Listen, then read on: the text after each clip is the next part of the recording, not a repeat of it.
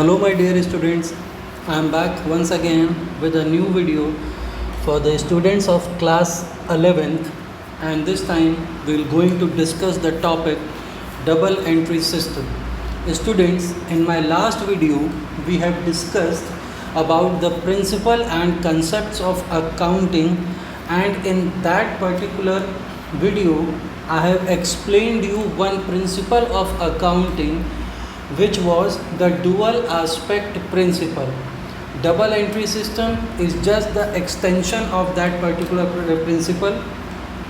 We will study that what is double entry system, what are its characteristics, what are its advantages and disadvantages, and what are the different types of accounts and rules relating to it. So without any delay students, we will start with our topic double entry system today. So students, double entry system is a system in which we record both the aspects of the business transaction. मैंने आपको ये चीज़ पहले भी समझाई थी dual aspect principal पढ़ाते वक्त कि बिजनेस ऑर्गेनाइजेशन में जब भी कोई प्रिंसिपल या जब भी कोई ट्रांजैक्शन होगा उसके दो एस्पेक्ट्स होंगे. Every business transaction has two aspects. One is debit and another is credit. इसका मतलब ये होता है कि हर बिजनेस ट्रांजैक्शन दो अलग अलग अकाउंट्स को इफ़ेक्ट करेगा, and one account is always debited and the other account is always credited, and we have to record both the aspects. मतलब हमें डेबिट भी रिकॉर्ड करना है और हमें क्रेडिट भी रिकॉर्ड करना है. So double entry system is a system which tells us that how we have to record both the aspects of the transaction, or the system under which we record both the aspects of the transaction, that is the debit and the credit. That particular system is known as double entry system. और इसी system को हमें पढ़ना है. अब अगर इस context में हम लोग आगे चलें तो सबसे पहले हम लोग बात करते हैं that what are the characteristics of double entry system. अगर सबसे पहले बात करें that every business transaction effects to account.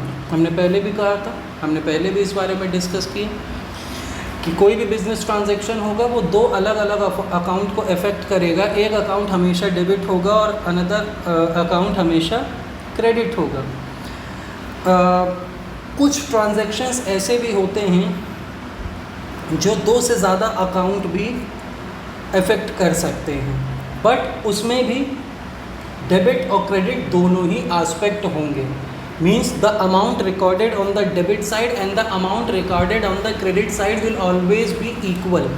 और डबल एंट्री सिस्टम में अकाउंट्स को चेक करने का सबसे अच्छा मेथड यही होता है कि अगर अकाउंट्स के दोनों साइड का टोटल इक्वल आ रहा है, मतलब the total of the debit side is equal to the total of the credit side, it means that your accounts are fully correct.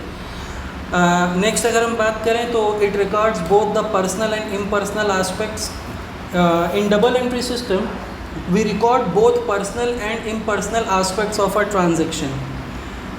It is possible that both the aspects of a transaction may be personal or may be impersonal, or one aspect may be personal and another may be impersonal. ये possibility है. हो सकता है दोनों ही aspect personal हो सकता है दोनों ही एस्पेक्ट इम्पर्सनल हो. ऐसा भी हो सकता है कि एक एस्पेक्ट पर्सनल हो दूसरा इम्पर्सनल हो, बट हम रिकॉर्ड दोनों को ही करेंगे. उसके बाद double entry system is based on certain rules and regulations, and we have to follow those rules and regulations. The rule of debit and credit जिसको हम लोग कहते हैं, there are certain rules of debit and credit on which double entry system is based, and by using those rules, by using those principles only, we form our books of accounts. And trial balance is prepared with the help of double entry system. अभी हमने उन लोग ने trial balance discuss नहीं किया है, but मैं आपको बताऊं जो ट्रायल बैलेंस होता है आपको पहले भी बताया हुआ है कि it is a summary of all the ledger accounts. मगर ट्रायल बैलेंस में भी दो साइड्स होती हैं, डेबिट और क्रेडिट, और हम लोग दोनों साइड्स पे ही अमाउंट्स को रिकॉर्ड करते हैं. और दोनों साइड का टोटल अगर इक्वल आ जाता है तो हम ये मानते हैं कि हमने जो साल भर जर्नल और लेजर प्रिपेयर की हैं वो पूरी की पूरी एक्यूरेट है, अरिथमेटिकली वो करेक्ट है. तो ट्रायल बैलेंस को प्रिपेयर करने में हेल्प करता है double entry system, because journal और जो लेजर है वो पूरी डबल एंट्री सिस्टम पर ही बेस्ड है। अभी हम लोग आगे जर्नल पढ़ेंगे, लेजर पढ़ेंगे, जब उसके न्यूमेरिकल सॉल्व करेंगे तो आप लोग देखेंगे कि जर्नल और लेजर दोनों में ही डेबिट और क्रेडिट दोनों एस्पेक्ट रिकॉर्ड होंगे, 2 कॉलम्स होंगे, एक डेबिट का और एक क्रेडिट का। उसी तरीके से ट्रायल बैलेंस में भी 2 कॉलम्स होंगे, एक डेबिट के एंड क्रेडिट के। So these are the certain you can say characteristics of double entry system that it will always affect 2 accounts or both the transactions, या both the aspects of the transactions are recorded, all in personal and impersonal aspects are recorded.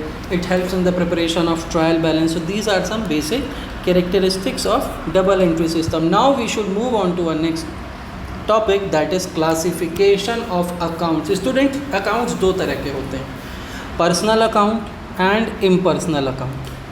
Personal account की अगर हम बात करें, ऐसे accounts which relate to a particular individual, firm, company और institution are known as personal account, like account of Mohan, account of Ramchandra, account of Krishna, account of DCM limited, account of Delhi university, है ना। तो ये जो सारे अकाउंट्स हैं किसी पर्सन के हैं, किसी ऑर्गेनाइजेशन के हैं या किसी इंस्टीट्यूशन के हैं। आपके स्कूल का अगर मान लीजिए अकाउंट है, मान लीजिए हम कोई भी एक स्कूल ले लें, दैट ABC स्कूल, उसका जो है बैंक में अकाउंट है, तो अकाउंट में क्या नाम लिखा होगा, अकाउंट ऑफ ABC स्कूल। आपका बैंक में अकाउंट है तो account of Ram, account of Shyam. किसी ऑर्गेनाइजेशन, किसी बिजनेस का अगर अकाउंट है तो अकाउंट ऑफ XYZ लिमिटेड।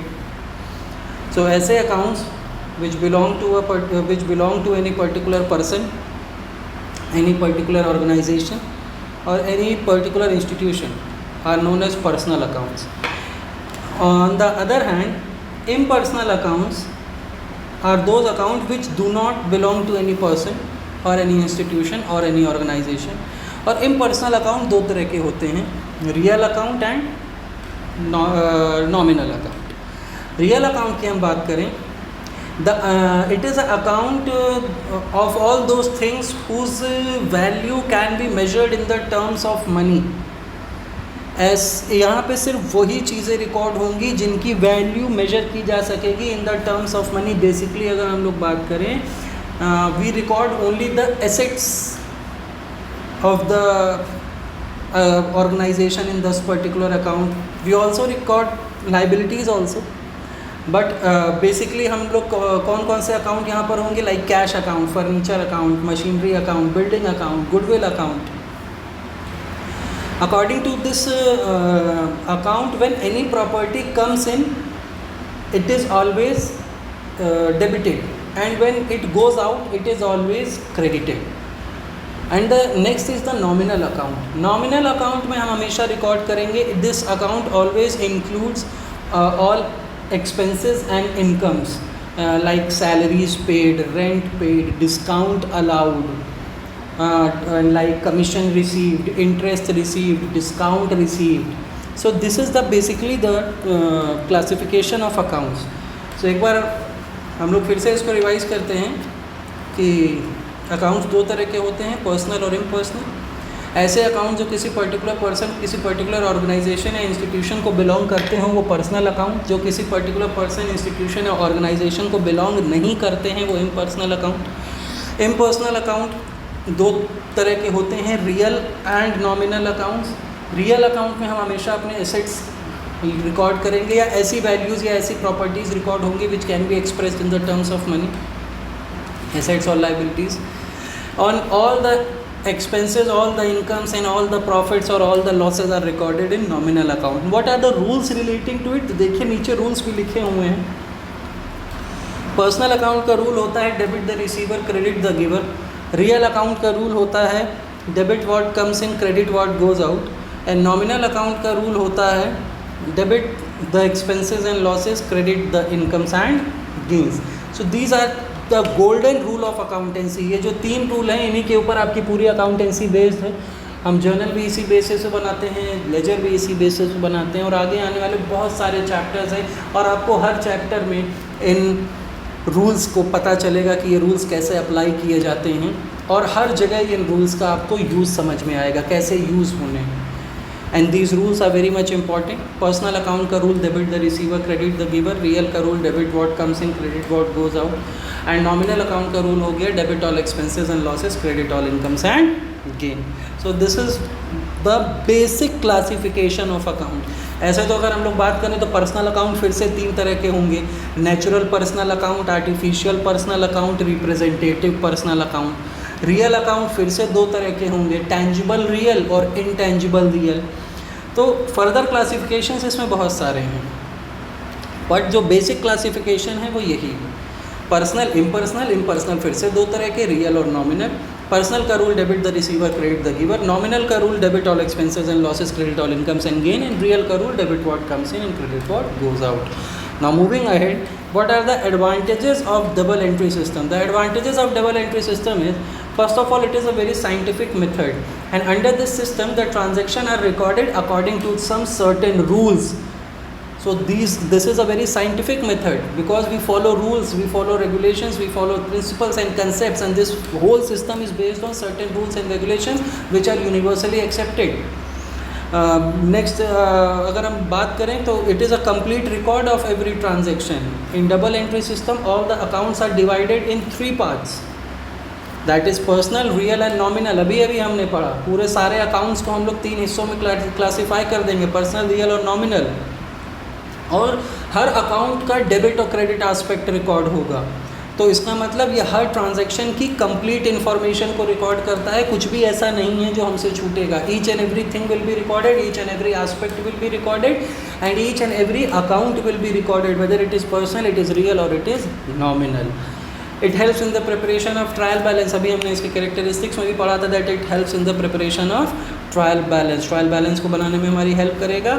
और ट्रायल बैलेंस के बाद स्टूडेंट्स हम लोग बनाते हैं trading account, profit and loss account and balance sheet. Trading and profit and loss account से पता चलता है हमको हमारी प्रॉफिट अर्निंग कैपेसिटी के बारे में, और बैलेंस शीट से हमको पता चलती है हमारी फाइनेंशियल पोजीशन। जब तक ट्रायल बैलेंस नहीं बनेगा तब तक ट्रेडिंग पीएल नहीं बन सकता।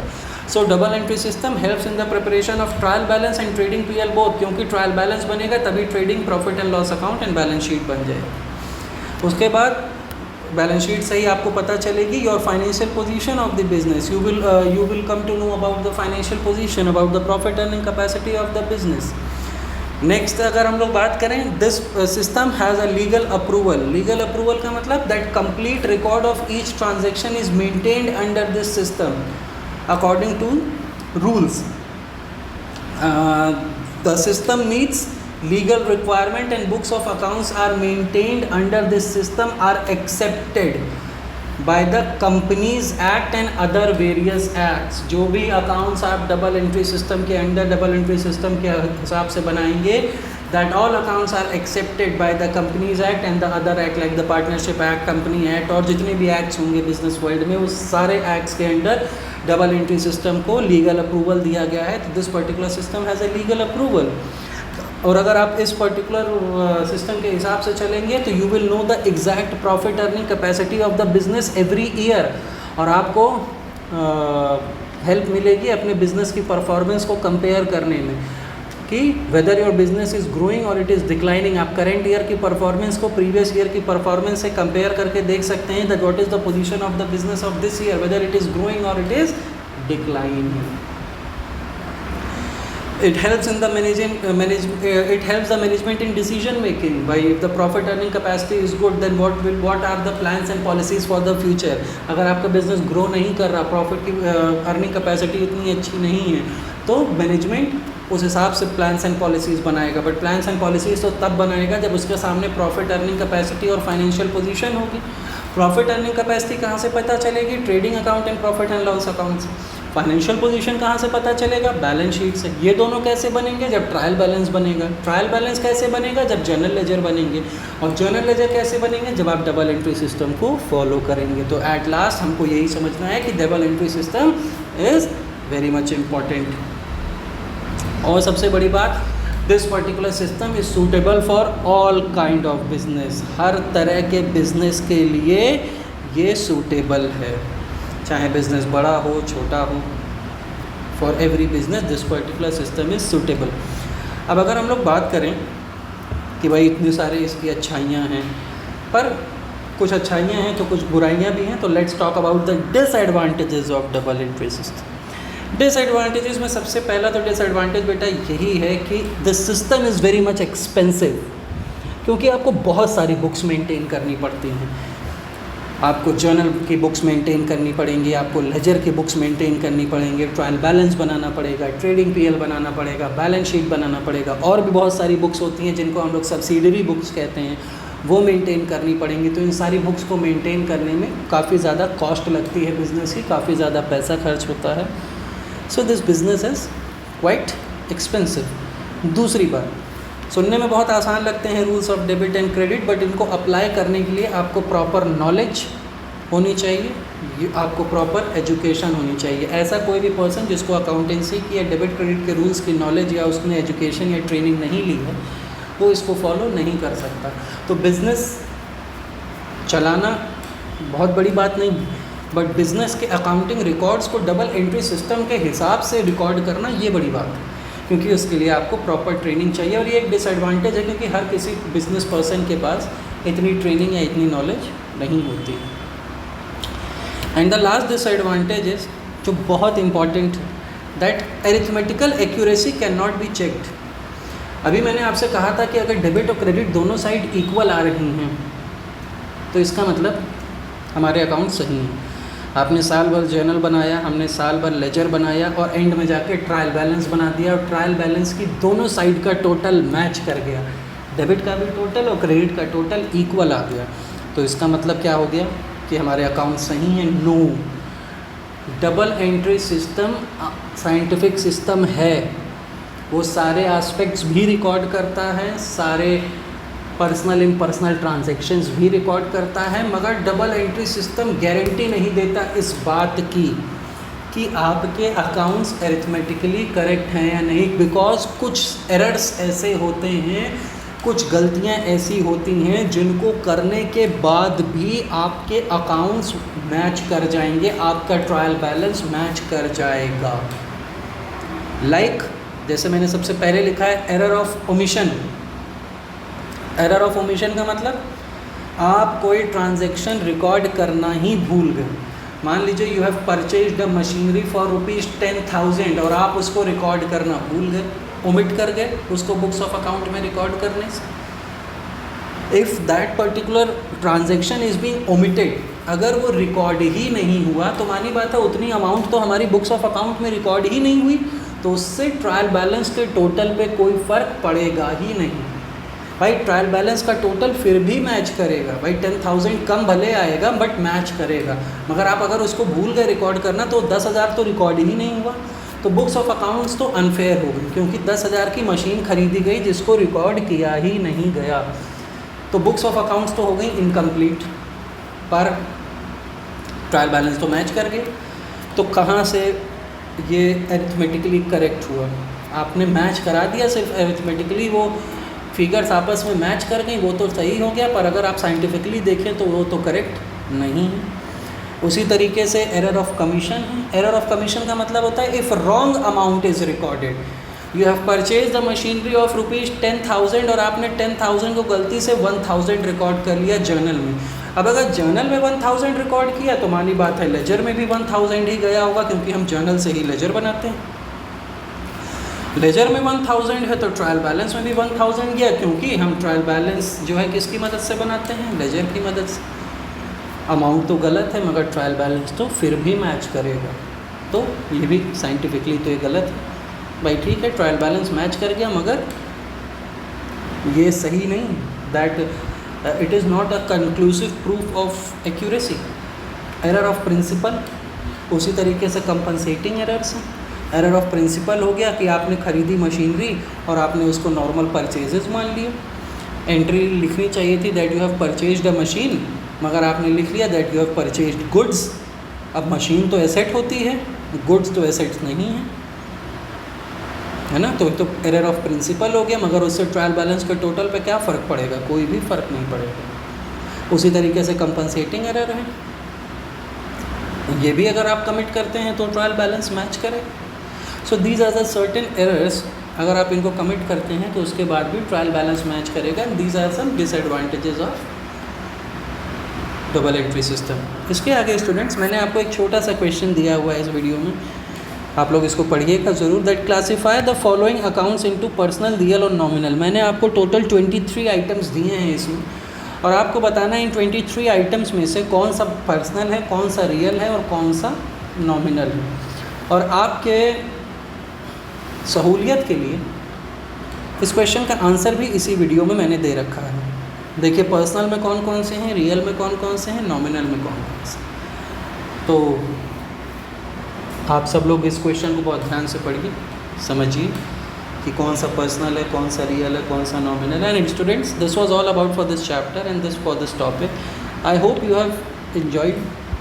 सेकेंडली, जैसे आपने मेरे लास्ट वीडियोस सारे देखे हैं, आई होप आप इस वीडियो को भी देखेंगे, आप एंजॉय करेंगे और आप काफ़ी कुछ सीखेंगे। सेकेंडली, इस वीडियो को बहुत ध्यान से देखिएगा, जो लास्ट में न्यूमेरिकल दिया है उसको बहुत ध्यान से देखिएगा। अकाउंट से क्लासिफिकेशंस को पढ़िएगा, उनके रूल्स को पढ़िएगा, कैसे वो रूल्स अप्लाई हो रहे हैं इस न्यूमेरिकल में, कैसे पर्सनल, रियल और नॉमिनल में ये सारी चीज़ें ट्रांसफ़र की जा रही हैं, उसको समझने की कोशिश करिएगा। वीडियो को देखने के बाद आई वुड रिकमेंड कि आप एक बार अपनी टेक्स्ट बुक से ऐसे ही न्यूमेरिकल्स जिसमें क्लासिफिकेशन पूछा गया हो उनको प्रैक्टिस करें। इसके बाद भी if you have any problem, any query, any confusion, I am always there for my students, you can ask me any time. And our next video will be on a very fresh topic. Till then, I want that all the students of class 11 must watch this video, and जिन्होंने previous videos नहीं भी देखे हुए हैं, introduction to accounting, basic accounting terms, principles and concepts of accounting and process and basis of accounting, हमने 4 topics discuss किए हैं। मैं चाहता हूँ आप वो भी देखें, क्योंकि ये सारे बेसिक चीज़ें हैं, बिना इनको समझे आप न्यूमेरिकल्स नहीं कर पाएंगे। सो स्टूडेंट, जब तक नई वीडियो नहीं आती है तब तक keep on watching, keep on studying. अपनी बुक्स को रेफ़र करिए, वीडियोस देखिए, न्यूमेरिकल्स ट्राई करिए, थ्योरी ज़्यादा से ज़्यादा पढ़िए। And if you have any problem you can ask me. So students, keep studying. Thank you everyone and best of luck.